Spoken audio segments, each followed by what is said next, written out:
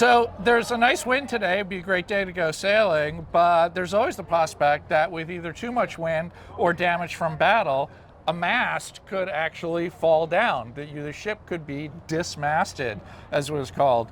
Now, we read about these in the logbooks, and they're really matter of fact, especially like with the battle with HMS Guerriere. They report that the mizzenmast came down, the ship was dismasted, which doesn't seem like a big deal when you read it that way. But this is Constitution's mizzenmast. If you can imagine like something this tall suddenly cracking off right above our heads and coming down and taking with it everything that's up in that rigging. When we see on the weather on the news, when there's after a big storm, have you ever seen the pictures of oak trees, huge oak trees falling down on someone's house? Yeah. Like, it's astonishing, right? Like, we can't imagine the damage that would do.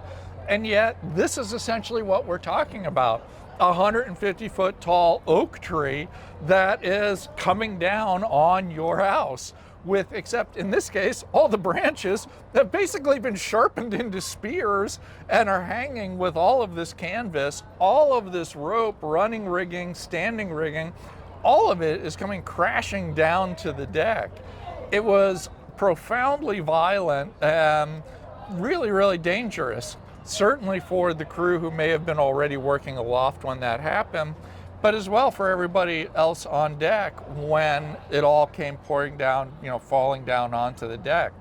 I'm curious, Carl, if the hull of the ship could absorb a mast like that falling down, or is your whole ship now destroyed? Well, that's the other issue too, right? Is that there was a chance, depending on how it fell, that some of these big wooden pieces could punch holes right through the deck. But the really bigger issue we would have is that as all of this comes down, more likely than not, it's going to fall overboard.